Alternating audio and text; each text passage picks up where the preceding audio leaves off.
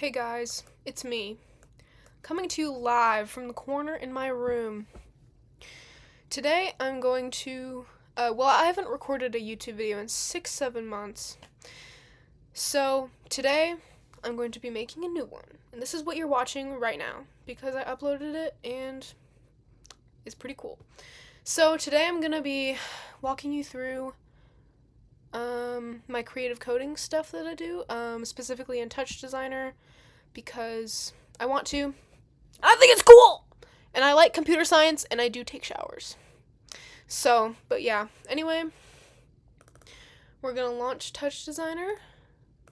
I'll give you a brief overview of what it is and what creative coding is. So creative coding is exactly what it sounds like. It's using code to make creative stuff. It's using code to make art.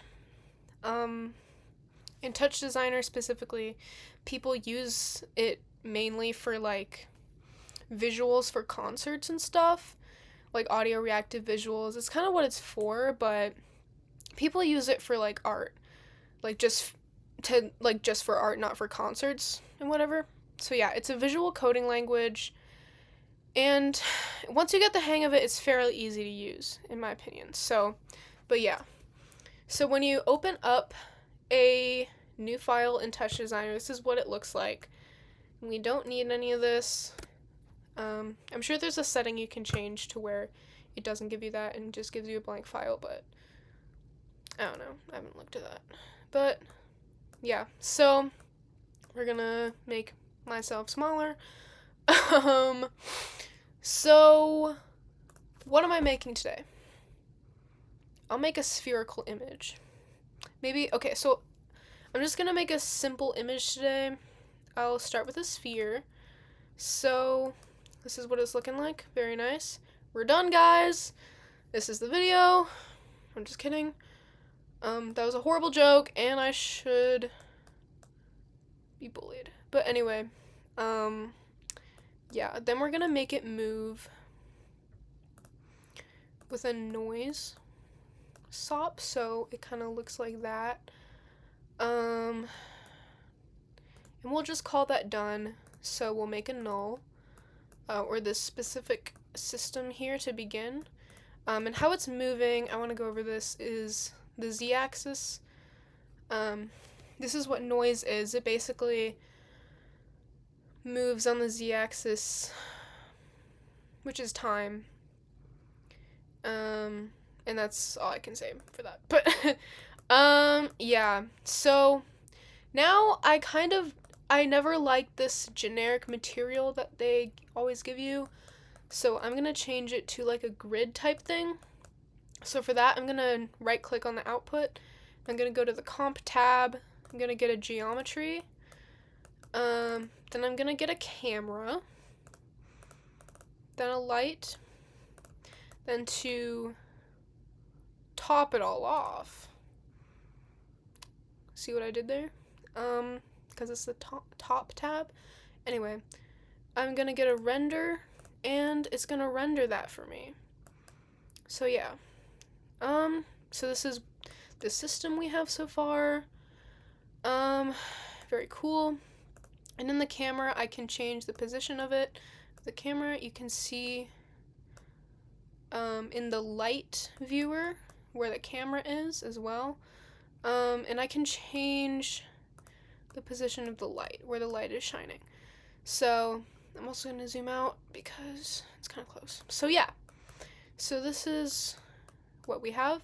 And to do what I said I was going to do, I'm going to make it like a grid thing. I'm going to go to the line, MAT tab, like material kind of, and then I'm going to drag this onto the geometry, select material, and then it's going to change it to like a grid kind of thing. So I like that better because this looks fugly. So yeah, but anyway, now as you can see, it's an ugly transparent background, and we don't want that, so we're gonna go to the null.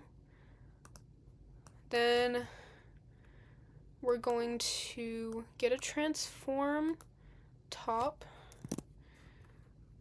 Yeah, and then we're going to change the alpha to 1, and then we're going to turn this on. And as you can see, the background is now black. Or we can have the background like pink or something. I actually really like that, so we're going to do that. That's looking kind of cool.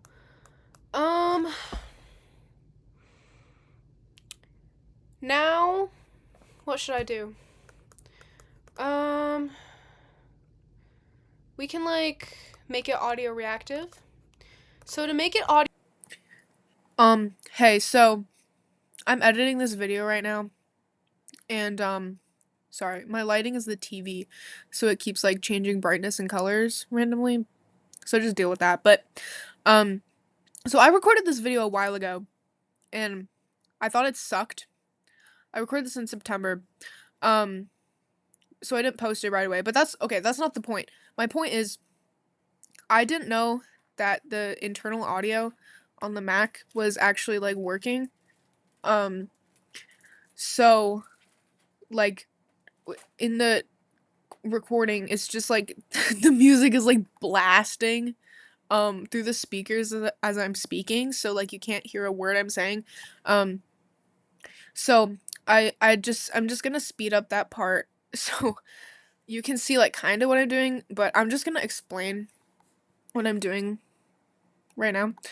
So I put the audio file in to the program, and then I did an audio file out, and then I connected that to like a data thing, which is like a math chop. So it like detects the peak and base. So it detects like it's like a decimal that keeps changing basically, and then when it exceeds 1, or is less than 1, it like shrinks. Well, when it's less than 1, it shrinks, and then when it's more than 1, it like kind of grows. And then so you connect that to the noise sop, which makes it move, and it like tells it how to move basically, like in a like generally. So yeah. So you like drag that data to the noise sop. So yeah. What else was I gonna say? Oh yeah. I was gonna make a joke. When the bass gets bumping up in club. So yeah. Um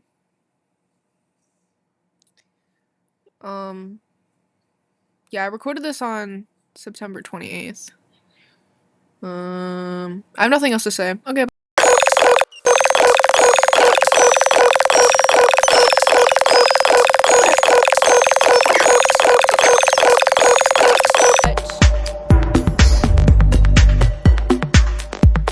It is moving to the beat of the music that is put in there. Something I'd make in TouchDesigner. I also am gonna go over VCV Rack. So VCV Rack is a modular synth software. This is something I made for one of my videos. So I'm just gonna go over this. So if you know anything about modular synthesis, you have modules and you connect them to the various inputs and outputs. So yeah. So this is a module that allows you to record like acoustic instruments, or you can have an interface. So you can like either record on your microphone that's just in your device, or you can plug in an interface, which is what I do. I have this, which is like the stereotypical interface, I guess, that everyone uses, like SoundCloud rappers use, but it's a good interface. So, and then I connected that to the Audio 8 thing, which it allows you to select your device, and then VCA Mix, which is like a mixer thing, and then this is just delay and reverb. So it's just like a guitar pedal in the sense of like you can plug in your interface and like play guitar, and this is what I did. So like I had delay and reverb all in this software, which I really liked because it's like you can just build your own guitar pedal almost. It's like you can just like build your own effects. So you can also code a module in this software. I have yet to figure out how to do that, but I think that's cool. So this was a short video, I think, unless it's like 30 minutes long and I got ahead of myself. But this is just a screen recording I made of a project that I did. So I screen recorded because I couldn't figure out how to export the file. I have to do that. It's like a whole thing you have to do, but yeah. So that's TouchDesigner stuff. This is just like a video for me, really. Doesn't really, it's not a good video, but I'm uploading it anyway. So yeah, have a good day, everyone. I don't know. Okay, bye.